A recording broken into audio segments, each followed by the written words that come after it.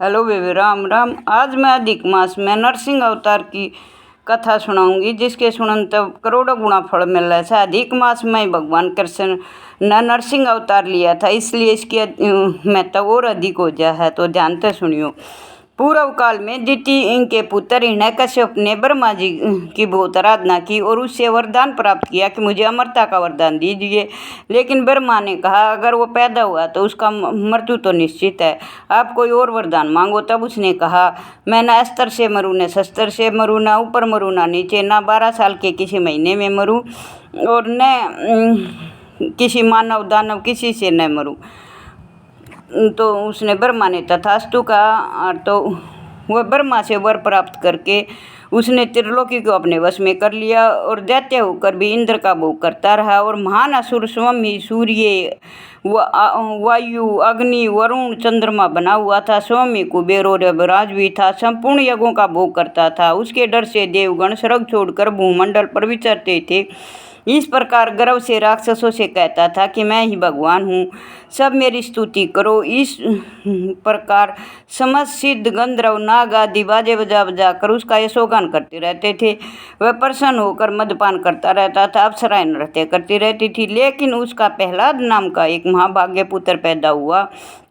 वह बालक समानुसार बढ़ने लगा। फिर उसको समय आने पर उसको गुरुकुल भेज दिया। एक दिन वह अपने गुरु के साथ अपने पिता के पास आया।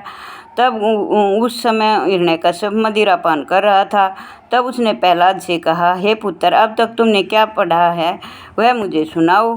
तब उसने प्रहलाद ने अपने पितर को प्रणाम किया और कहा कि मैं उस अजन्म में अंतरहित तेजस्वी श्री हरि को प्रणाम करता हूँ। इतना सुनते ही दैत्यराज क्रोध में भर गए और दुबुद्धि बच्चे को कहा, हे प्रहलाद, तू किस विष्णु भगवान को की वो पूजा नाम ले रहा हुआ है कौन? तब उसने कहा, हे पिताजी, विष्णु भगवान मेरे हृदय में ही नहीं, चराचर जगत में विराजमान हैं। तब हिरण्यकश्यप ने कहा, वह कहाँ है? तू किसका नाम ले रहा है? इस यहाँ का भगवान तो मैं हूँ। तब हिरण्यकश्यप उसको बार बार धुतकारने लगा। तब प्रहलाद बार बार विष्णु भगवान की स्तुति करने लगा और कहने लगा, हे परमपिता, वही परमपिता है, वही इस जगत का, चराचर जगत का मालिक है। तब हिरण्यकश्यप ने अपने सैनिकों से उसको कहा, इसको अस्त्रों द्वारा मार दो। लेकिन उस पर अस्त्र का कोई प्रभाव न हुआ, उसका कोई बाल विवाह का न कर सका। वह विष्णु भक्ति में लीन रहा। तब उसे सर्पों द्वारा डसवाया गया, लेकिन उस पर कोई असर नहीं हुआ। सर्पों के दांत टूट गए, उनकी मणियाँ चटकने लगी। तब उसको पहाड़ की चोटी से गिरवा दिया, लेकिन फिर भी कुछ नहीं हुआ। हाथियों के झुंड द्वारा उस पर हमला करवाया गया, लेकिन हाथियों के दांत टूट गए, उनके पैर टूट गए, लेकिन प्रहलाद का कुछ नहीं बिगड़ा। तब हिरण्यकश्यप ने अपनी बहन से कहा, हे बहन, तुझे अग्नि द्वारा वरदान मिला हुआ है न जलने का, तुम प्रहलाद को लेकर गोद में बैठ जाओ। और उसने बहुत सी लकड़ियाँ डालकर अग्नि प्रज्वलित कर दी, लेकिन वहाँ भी प्रहलाद का कुछ नहीं बिगड़ा, उनकी बहन ही जल गई।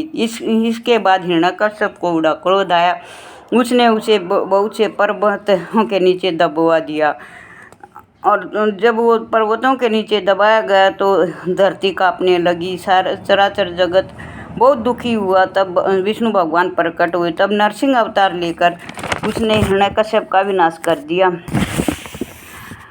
हिरण्यकश्यप का उसने अपने उस पैर की उस पर उसका सिर रखकर, शाम के समय ना सुबह थी ना शाम था, और उसके अपने नखों के द्वारा उसको पाड़कर, उसका हृदय पाड़कर उसका वध किया।